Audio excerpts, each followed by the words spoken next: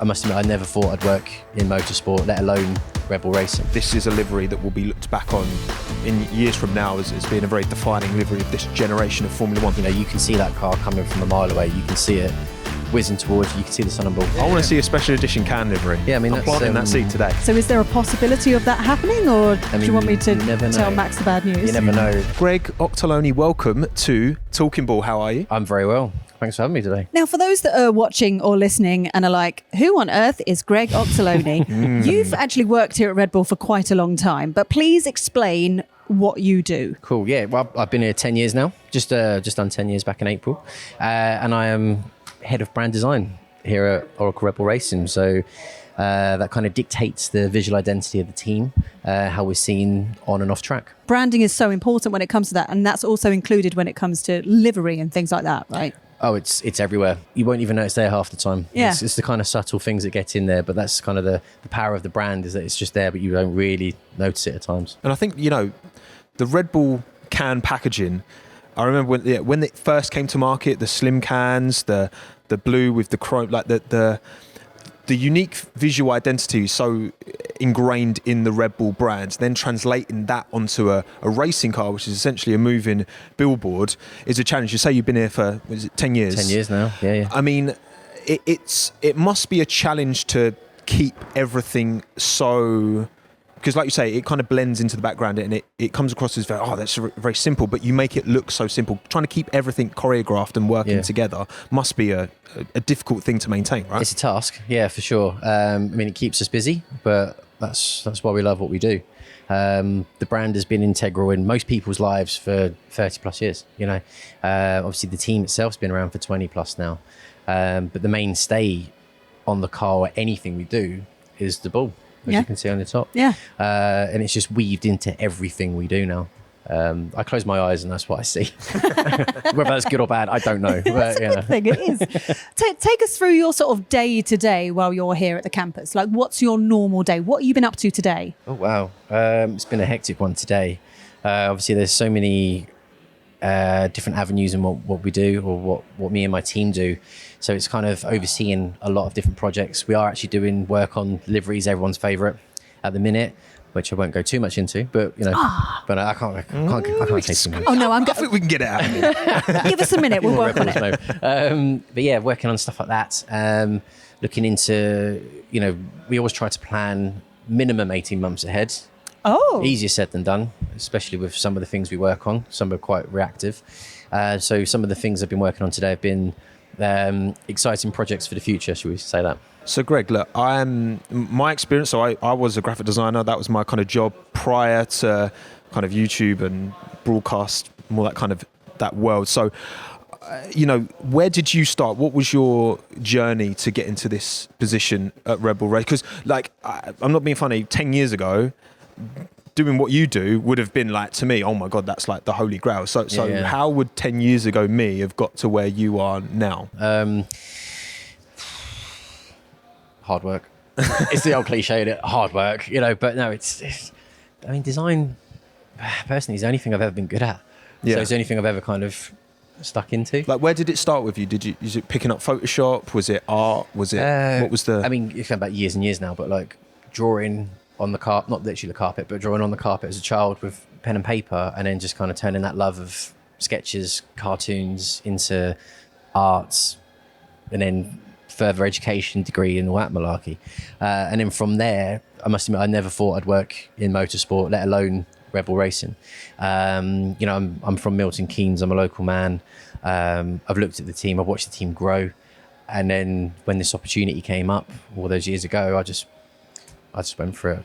I just thought, why not? See what happens. This isn't a kind of normal job that you would apply for, where you just go in and you'd have an interview and that kind of thing. So how on earth do you get a job like this? Did you have to sort of send in your own car designs to kind of get their brains going and they realise you've got talent? Is that how that works? It's trying to make me think. It's 10 years ago. So it's not that long ago. Come on. I remember speaking to what would then be my boss when I joined. Good guy, Anthony Ward, really good, top man. He set me some tasks initially, because designing a livery of a car, an F1 car, is not what you study at university or anywhere, any shape of life. And that was quite a challenge, but yeah, it's a challenge that I took with both hands and somehow managed to grab a job here. So worked out well in the end. So talking of livery design, so I'm touching on it today, the Red Bull in its current guise, and to be honest, you go back, even you look at the car in 2015, 2014, that the base composition has stayed relatively unchanged. And it feels like that's clearly intentional. Explain, I guess, to the viewers, because you see some liveries in other teams that they change massively year on year. Even if the sponsors stay the same, they might mix it up a lot. Why have Red Bull decided to keep with such a similar aesthetic for so long now? I guess it links back to the can. The can hasn't changed. Now the car has changed obviously in areas throughout its time, but the core look and feel has always been retained. That is mainly for brand identity. You know, you can see that car coming from a mile away. You can see it whizzing towards you. You can see the sun and ball before you see anything else, if it's on the front wing or on the engine cover. And that's the continuous thing we've had. Obviously, we've shaken it up through my time here, obviously with shakedown liveries. You know, when we've had that one off at Silverstone and everyone thinks we're running a white and black car for a season, which would have been amazing. And then other variants that we've done through other experiments, should we say. But yeah, the mainstay has always just been the sun and ball. It's what keeps us going, quite literally, with the drink. But it's that thing that we will always strive to continue to use. Was it things like the Japan livery from this season? It's my favourite one. It was so exciting to see. It was so exciting. But you just said that you're planning 18 months in advance. So were you designing that livery 18 months ago, ready for Japan for this year? No, that was one of the more reactive ones. Oh, okay. Yeah, that one for me, that was a personal highlight.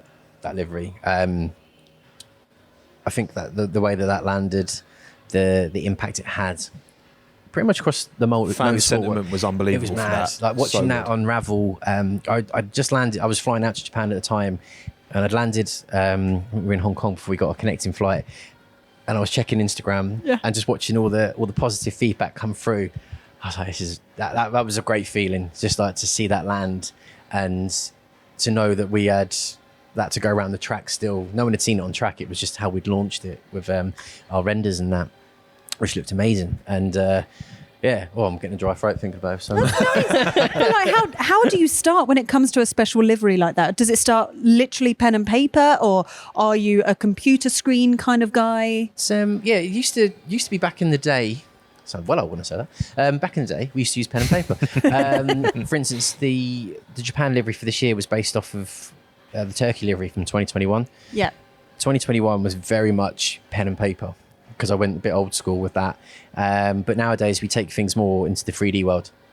So we'll get them onto one of our models straight away, just to see fundamentally how it will look. Yeah. Because you can draw it out. Yeah, you can get bits up and get them into Photoshop. But 3D model, when you can oscillate it round, really kind of work out how it's going to be picked up in certain lights and whatnot. That's how we're starting to drive things home. Where do you strike the balance? Because you've got a incredibly iconic, this is a livery that will be looked back on in years from now as being a very defining livery of this generation of Formula One, because you've kept that consistency. Like at a glance, the 2015 to the 2025 car, compositionally going to look very similar. But then these special edition liveries are increasingly becoming part, 24 races now. How do you strike that balance of kind of not having too many, so that you don't want it every other weekend you've got a different livery on the car, because then you can't build that kind of brand equity almost. But you also like it's less is more. You don't want to go too crazy, do you? Exactly that. I mean, if we were to run a Japan special every year, it would just have no value. So obviously because the Turkey 21 livery should have been in Japan, as you probably know, but then obviously COVID. So then to wait, 4 years to get to where we were, that was a lovely gap. It was the end of the Honda relationship in Japan.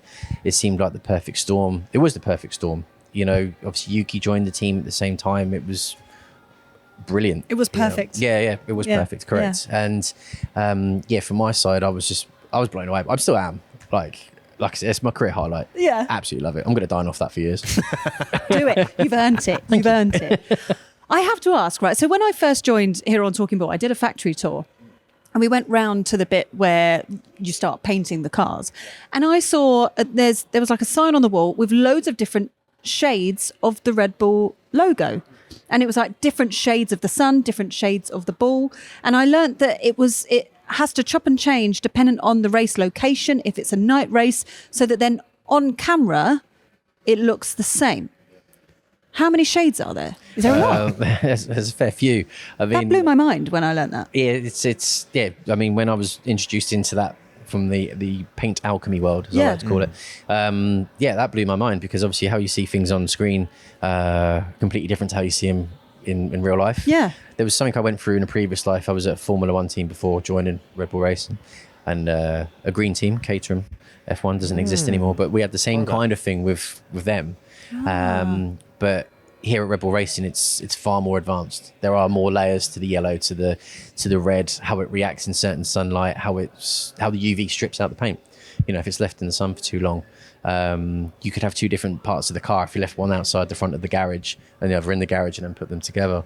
All that kind of stuff blew my mind. You know, but then that's been the fun part about coming to Red Bull Racing and working with the wider team here. You know, it's just, there's so many experts in their field, and the fact that we get to colour in cars. That's our job. You just do colouring for a living. Team colouring in is what living the cutting and sticking. Which is fun. I want to ask actually about the balance of paint to carbon fibre, and there's been a lot of fan criticism over, you know, much of these ground effect regulations that the cars have been too carbon fibre. Fortunately for Red Bull, the yellow nose, the elements on the car have stayed broadly unchanged. But how did you navigate that? Was that a big problem you were having to deal with? Because if you look close at the Red Bull, you know, there's still plenty of carbon fibre on it, but the kind of weight performance factor is a big problem. It was a big problem for a lot of teams. It was. I mean, some teams have black in their colour palette, so they get away with using more carbon. Obviously, for us, we're primarily blue, very deep blue, I must admit. But you know, there's a fair bit of the car that isn't painted, but you would never really realise that as it's whizzing round. The balance is tough. Obviously, it's a weights game. Minor things can make massive differences throughout the team, and the livery plays a big part in that as well. So will the engineering team kind of set you this is the maximum, and has it become less of a problem as this regulation has moved on, as the team's found weight saving in other areas? Has it become a bit more free? There's been a lot of research into it. I mean, like I said, the wider team have played a very, very big part in, you know, we'll design something and then the team over the road will get it to work. So there's a lot of R&D that goes into that, various techniques and whatnot. And that's what we have to work together as a team to achieve. You know, we want it to work. How do we get it? How do we get it over the line first as well? There's another thing we have to work about. As a novice livery designer myself, I like to dabble. Oh, you do? I do. Where do you know, I tend to start with sponsors first, because I imagine that making sure that all of the sponsors, of course, making sure the sponsors are happy is top priority. This is a moving billboard at the end of the day. So where do you, especially now in F1, there's so many sponsors on these cars, because, you know, they've, especially compared to 10, 20 years ago, that must be a real, you want to keep everyone happy. If you move one, you've probably got to move another. And then that, you know, navigating all of that must be a real challenge. Is there a lot of back and forth in that process? Yeah, there's a lot. Yeah. A lot of back and forth. That's the fun part, I guess. It's, you know, the hard thing there is, I think when you see a lot of, dare I call them, external designers that design stuff from their bedroom or whatever. Guilty. Literally. There you go. Yeah. But some of them look amazing. Did they look amazing? I mean, no. Nothing compared to your work. No, of course. But it's more the, you know, we have certain rules we have to adhere to, making sure that our partners get the same impact they would on a seasonal livery as to a special. But when you see people externally do stuff and you think, oh, I'd love to do something like that, but I know that company X would go mad. So that's the hard bit, when you see something that you know could be beautiful, and you have to bring it back in. But I think we have that balance. We get it to work. We work with the partners closely to ensure, like I said, that their impact is not lost and they're getting the commercial value that they pay for. So that's kind of one of the cool challenges that come with it. You're trying to make something iconic, but something that works not just on the track, but off the track as well. Yeah. I also just want to point out very quickly, there is no Talking Ball logo on the car. So do you want to do something about that? It might be on there, but you can't see it. I'm just saying mine and Tomo's face would look really nice. A nice silhouette on the inner rear-wing end That plate, would be maybe. great. Thank you. they should put If you could inside the just- brake duct so no one can actually see it. It's actually on the inside of the wheel covers, but because the wheel covers, there Oh, you of go. course. That's fine then. That's where That's I'd, fine. yeah, put it. That Is there makes any sense. particular design that you have created that just didn't quite make it onto the car and you're a bit gutted about? There's probably too many to mention. Oh, really? Yeah, God, yeah. 10 years is a long time to put a lot of stuff down. Yeah. I mean, that's just, as a designer, that's just the name of the game. Yeah, you get your successes, and when you do, you talk about them for several years. Yeah, dying off it, of you've course. dying off it. And then there's ones that don't necessarily resonate and kick in. There's so much stuff on the cutting room floor that it'd be great to do a scrapbook one day and they go things that never made it at Oracle Rebel Racing and go bang. Yeah. It'd be as big as this table. But there'd be some good stuff in it. Where does your inspiration kind of come from? Are you like very fashion orientated, or is it sort of pop culture? It's everything nowadays. Yeah. I think the world has blown up in a good way, of course. Like, I think everything was locked down during COVID, and then since then there's just been this explosion of creativity. Everyone's come back into the real world, and the stuff we're seeing across multiple platforms. I mean, I take a lot of inspiration from football clubs and how they're doing stuff, and generally other sports. Don't just try and stick to one lane, like try and take inspiration from others, see where you can get stuff from. And the football world at the minute's crushing it. Yeah. Can we livery nerd for a little bit? Let's go for now. Iconic liveries. I mean, the sport's been around since 75 years now. What liveries, any team, any generation, ones that come to mind for all of us? Because for me growing up, the one that I recognise the most probably is the West McLaren in kind of the late 90s. That was the one that I remember earliest as a kid. And then obviously the Ferrari red kind of growing up as well. Like, what are the ones that stand out to us? I mean, mine was always the McLaren Senna Prost era. And that iconic It's livery. literally going to be my answer. I mean, it's for me, it's the one. That was my era. That alongside the Mansell Williams. That's what I grew up to. So those were they were there. That was cigarette branding. Yeah. Good old cigarette branding. It was quite that's nice it. though, because I was at Silverstone Festival last year where they raced like the old classic F1 cars, and seeing those liveries like in person is just so exciting. It's amazing to see in real life, to see it in the metal. It's awesome. It was See mad. on a track. Sorry to cut you off. But there was I went to Donington Park with my dad years ago. My dad's an ex-motoring journalist. So I've been brought up on cars all my life, but there was a silk cut Jaguar from LMP1s.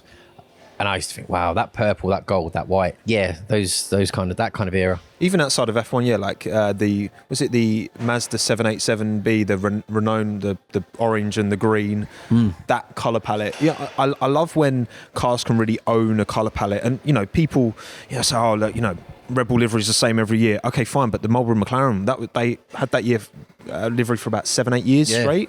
And you look at That's why it's so iconic. many John Player Special, you go back in the day as well, like that. Yeah. It takes time to build that brand equity, and it feels like Red Bull very early on. I mean, RB1 had the yellow nose, had the can. It had the can livery. I want to see that back, Greg. Yeah. I want to see a special edition can livery. Yeah, I mean, I'm planting that seed today.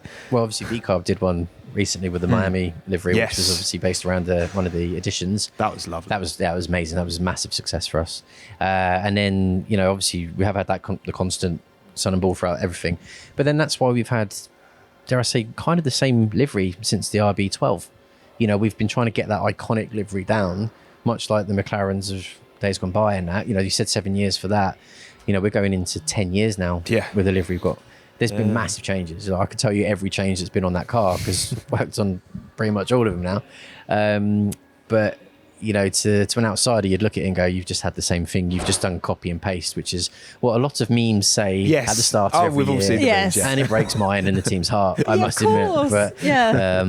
that's the way it is. Just before Christmas, we were down in the MK7 arena surrounded by all of the cars, and we did an episode with Max in front of an audience.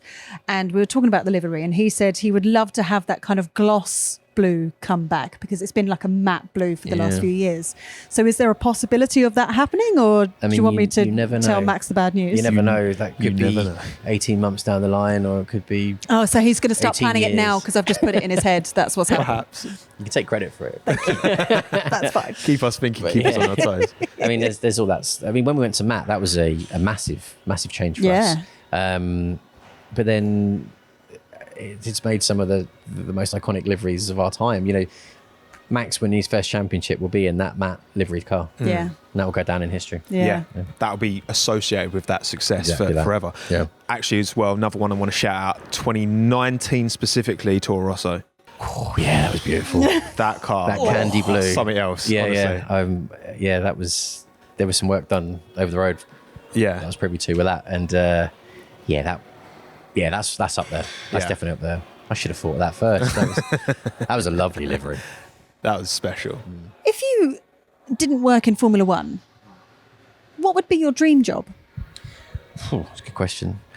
It's going to sound cliche, but this is all I've ever wanted to do. Really? Yeah. I mean, love I've only that. ever wanted to be a designer. Yeah. That's all I've ever wanted to be. And now I'm heading up the team here. It's, again, sounds really pathetic, but it's a dream come true. That's amazing. Yeah, it's cool. I can't really think of wanting to do anything else. If I did, it would be in design, but I think F1's where my heart is. So for those that would love to kind of follow your career footsteps, if they're listening or watching now, what would be your first suggestion? To go to uni and study what? What was the specific thing that you were studying? So what did I do? I went straight into BTEC graphic design. Okay. Lovely course. Actually learned so much there. Got out of the school environment, went into college, more professional, treated like an adult. Yeah. Felt nice. And then just kept learning from there. Got the hunger, got the desire, and then just went for it. Initially when I broke into design and actually had a job, I designed footballs for a living, which is something you don't learn to do either. But you're never going to go to, well, I imagine you're never going to go to uni and do exactly the thing you've trained yourself to do. You'll break into that field and then it'll just be learn, grasp it with two hands. Interesting. And obviously we're going into another regulation change in 2026. Does a regulation change, and I guess you can speak on going from 21 to 22, does that present an additional level of challenge for you? Because obviously the surfaces are all going to be very different. Like you got, the way that a car's seen on camera, you got all these different, I imagine, right? You've got camera angles where you've got the nose camera now, you've got the above the halo, certain brands are going to be seen at certain angles. Like I guess that's all going to change going into 26, right? Yeah, I've actually had quite a few meetings this week regarding that and how we're going to deal with these things from like a commercial side. Who's going to be affected by parts of the car not being there, how do we move them around, but yeah, fundamentally, how do we get the best out of the delivery from what we've been shown so far? So yeah, there's a lot going on. It seems to change every day. Every time you come in, there's always something different to do, but that's the fun part about it. I wouldn't want my job, I've never had the same day here in 10 years. And I think that's what keeps me going. It's like you come in and even though you're meant to be doing something that day, something else is going to crop up and it could be a change to the delivery or what we had planned that we now need to scrap plan and start again. I think that's the thing that just keeps people like myself going, And I feel like we're seeing more now. You go to a specific Miami, for example, you'll see certain sponsors change that are, I don't know, maybe they've just got a one race deal or whatever. I feel like we never really saw that long ago. Is that become a bigger thing? Certainly with, maybe not with Red Bull, or I've certainly with other teams. Other anyway, teams I've for noticed sure. that. Yeah, there seems to be a bit more of a commercial element. Don't get me wrong, it's one of the most commercial sports out there. But yeah, from a Red Bull side, we haven't necessarily gone into that as such. In 18 months, that might change. Who knows? So there's only so much space on the car, right? And as the sport continues to get popularity, more and more brands are going to be interested. And Yeah. I'm not surprised this is becoming, and we've got 24 races now. I mean, who knows where we'll be in 20 years' time? Yeah. I think, could we do any more than Probably 24 52, races in right? a year? One a I mean, week? No, blimey. absolutely not. It's mad. Absolutely not. Even I can't do that as a viewer. It's too I much just for remember me. when it was 16, It's like, just when I was a too kid much for growing me. up, and now it's... How do you feel about like the livery competitions? Like you get online and you can help design a livery for Red Bull, and then someone wins the competition and that's it. That now you have to put that design on the car. How do you feel about that? Does that put more pressure on you? Yeah, to be honest, it does. It's an interesting take because obviously you're getting a different take on how you would do it. Yeah. Which is good. You know, there's no right or wrong in these things. Obviously, we're kind of trained to do it in a certain way, and we know what we're doing. But the fun part actually comes with a design that comes in. It could just be like a strip that we then have to get to work across the car. And again, it's that kind of thing of working out the challenges to get it on. Is it going to look right? Is it going to follow the contours of the car? And can we get it to be maximized on TV, for instance? So it does have its challenges, but again, it's that thing where it just shakes up what you're doing. So. And Greg, can we talk about race suits? I wanted you to bring that up. The other livery, the worn livery, and I love notice the little gives you wings on the arms, I guess, when Max is celebrating victory, hands up, that he likes to do. The challenge of designing a good set of overalls, what is it? What's the challenge, and how does that challenge compare to designing the car livery? So where possible, always try and link the overalls to the car for maximum impact. Obviously, what we're seeing here is Vegas 23. We had a very nice deal with the Elvis Corporation. Loved it. Yep. That happened very quickly. That was a case of, right, they're in. Wow. Let's get this done. Let's work on something. When you say very quickly, how quickly are we talking? I think it was like 6 weeks before the race. Oh, so that is very quick, right? And you need 6 weeks to turn a suit round. So it's hard. But yeah, that was an insane task. You know, Vegas, it was the first Vegas in 23 for the team, for the sport for some time. We wanted to go in there, like hit the road running and just look as good as we could do on and off track. Elvis was obviously the obvious route to go down for that. The other ones we're looking at here was one of the shakedown liveries from last year, and we had a seasonal look for the overalls, and we just kind of run that into the power bars going down the side. So that was kind of a more straightforward approach. But I always love getting to where we are now. We are looking to next year's suits and how, I mean, it seems like it's way early. We're so many races into the year and we've got so many left, but we're already starting to plan out how we're going to look for 2026. I mean, we have a lot of partners. We're going past the elbow now, and it's difficult. It's difficult to photograph. Yeah. I know this from every brand shoot we've ever done, when the drivers cross their arms and then you've got creases. Yeah, of course. It's little things that as an outsider that you don't think about these things. You don't notice these little tiny things that you have to think about constantly. Yeah, it's all those little things. They add up, but they're the challenges that you have to work through to get to the end result. So we always find a way. Yeah. You know, if it means you're staying here till late at night and ordering the pizza, get the job done. We will find a way. That's just how it is. We're fueled by Red Bull, so we're absolutely fine. Are you part of sort of helmet design as well, like special helmet design? Good question. Sadly, not as much as we used to be. Oh, okay. It's more driver IP. So the driver owns it. We would kind of dictate that we have to have Sun and Ball on it, or certain partners that are obviously paid to be on there. But we tend to leave that more to the drivers. They've got to feel comfortable in what they're wearing. But I think that, and also the drivers get to do their boots a bit more now than they've ever used to. So okay, but it's that's weird, but we don't really see the boots. No, we don't. That's why they can design them. That makes sense. Interesting. Yeah, I guess it's kind of. You design your boots, and then make them They're disappear. in the cockpit. No one sees them. Yeah, because with the Red Bull helmet, obviously you have the standardized Red Bull on the side. Yeah. I do love what Yuki does, where it's kind of super simple and it has the kind of leaves on. Yeah, the maple leaf. And it really complements, I think, the Red Bull. I guess that is the challenge, because some helmets and some designs kind of complement the. It must have been fun working with Daniel.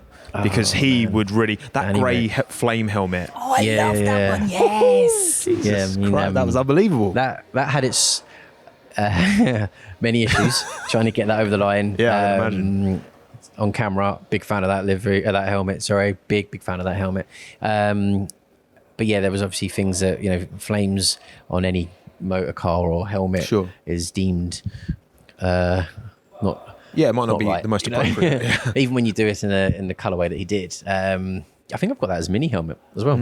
Fantastic. I love those lovely mini helmets, They are cool. Yeah. And his stuff with, was it Race Service? He was doing the cool, really, really abstract graphics as well. Yeah. I love that Daniel really, because, there is a quite a default way of doing a helmet.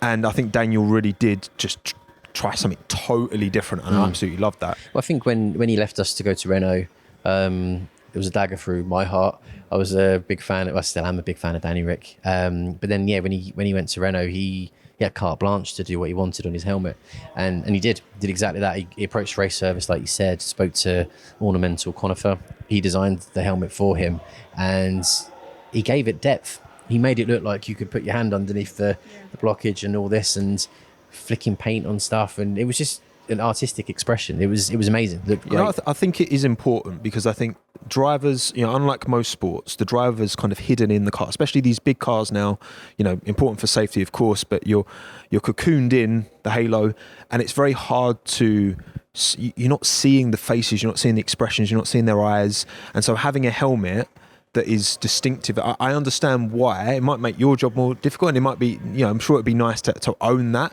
but I am, as a fan, glad that we get to see the drivers express themselves, because some drivers don't care. Well, some people like Lando Norris go for a disco ball, you know? Which looked amazing. Yeah. It was fantastic. It's the driver's personality at the end of the day. That's how they want to be seen. As much as they're driving the cars around and they are wearing the suits, of course, that's their identity. Yeah. And I think Lando does that amazingly, so well. And like I say, Yuki, prime example as well. I think he really owns his helmets.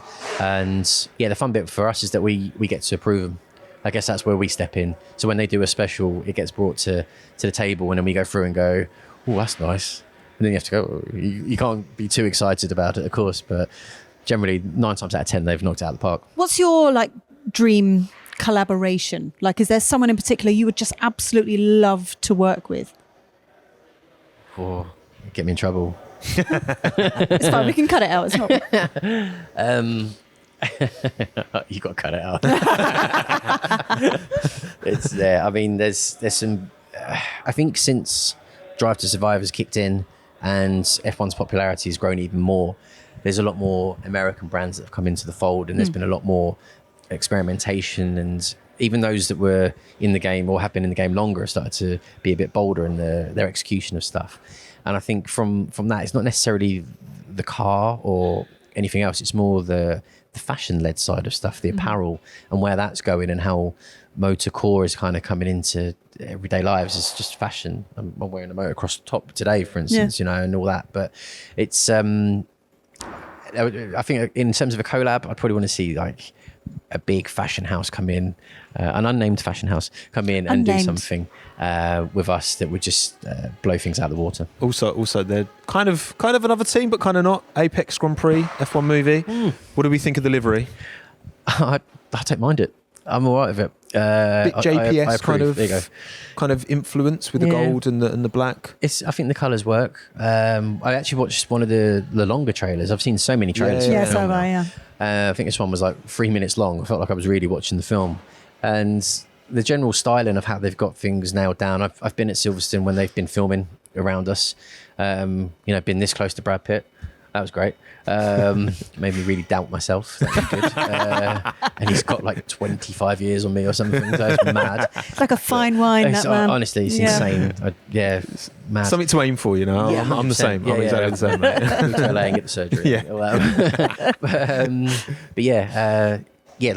I think from what I can see, they've done a great job. And from the reviews I've heard of the film itself, I think it's going to be and it looks the part. That's the thing, that the suits, they've got them in the helmets, the livery looks top notch. I like it. Sometimes you see partnerships between a Formula One team and a new movie coming out.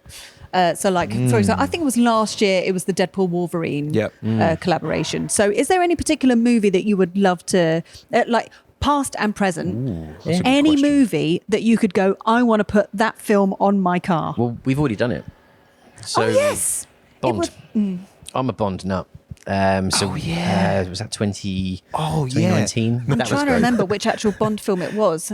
And I want to say it wasn't Quantum of Solace. Was it Quantum of Solace? Casino Royale? And it was just generally the brand itself. It was when we were part of Aston Martin. Film? And we just had 007 on the car. Yeah. I think it was our, was it the 107th Grand Prix?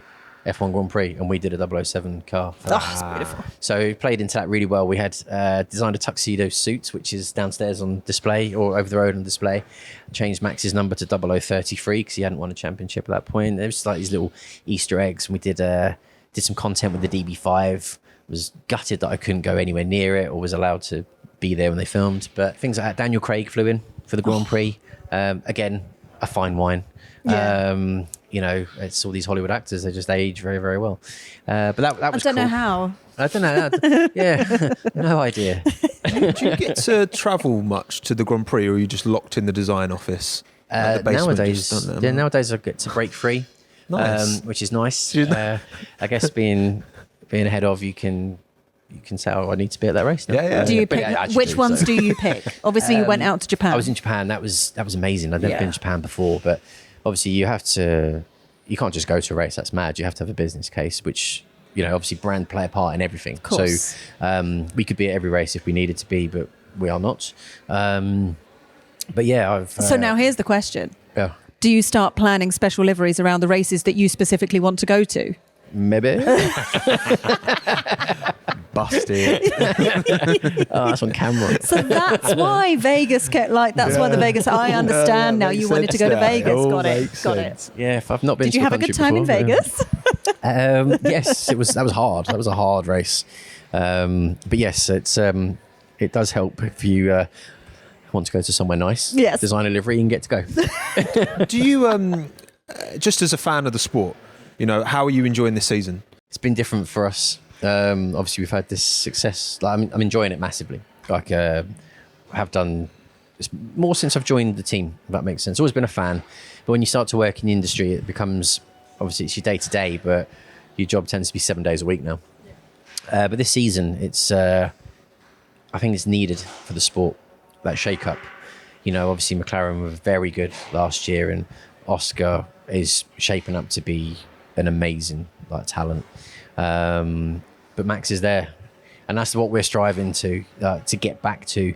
Yuki's there now. Yuki's finding his feet, but he's doing well, and it's an exciting time for us. Does it feel like work when you're watching the racing, or are you able to kind of separate it? Because I guess your day job is very different, but you're still part of the team. Been part of the team for 10 years, so Yeah. there's still that connection. You know? It's hard because if I watch it at home and it's just me and my wife, that's cool. If I watch it with family, be it from my wife's side or my side, it's just constant questions. Oh, mine's the same. And I was like, Yeah. oh, let me watch the race. Did you design that bit? Yeah. Did you do that bit? Yeah. Did you do that bit? What do you think to that? You know, I like that no bit. That was opinion. you, wasn't it, Greg? It was, yeah. Yeah. It's quite. It's great that there's an interest. Don't get me wrong. It's lovely, and I guess to that extent they're proud of what I do, as am I. But there's just times when you just want to switch off and just tune in, be a fan. You know? So yeah, but it's cool. I reckon this has been a wonderful chat, but I also feel like there is something up your sleeve later on this season, potentially. And they're long sleeves as well. They are. So. That's why. I mean, we've been chatting. I feel like we're friends now, and we're friends, maybe you can tell us just a little sneaky peek of what you've got planned coming up. Potentially. just a little something. I would just say look out for the second half of the season. Oh, well, that's too open for me. He's Yeah. keeping these I need more cards close specifics. to the chest. Very, very close to the chest. Not be as close as this microphone. But, But thank you very much for joining us here on Talking Ball. This has been fascinating. it's been a pleasure. And now every time I watch a race and watch everything, I'm just going to be thinking of you. Thank you. Yeah. Greg did that. Yeah, and Yeah, that. that was Greg. That. And that. Yeah. All that down there. Yeah. No, I really appreciate you taking the time. Thank you to everyone who's watched. I hope you've enjoyed this episode of the Talking Ball podcast. Don't forget to drop a like, comment, subscribe, rate. If you're 5 listening, stars, follow. Give us some insight. Yeah. Compliments on Greg's motocross. Send in your livery designs. Well, I mean, the thing is, you actually know what you're talking about. So criticism from nameless people online is one thing, but criticism from you would be a very different kettle of fish. But Oh man. So, as of the next race coming up, our faces will be on the car. So that's great. I'm To pleased confirm. that you agreed to that. So that's wonderful. So we're It's going to just a say verbal thank you very contract. much. Anywhere. And bye-bye. that's legally binding. Nice. Greg.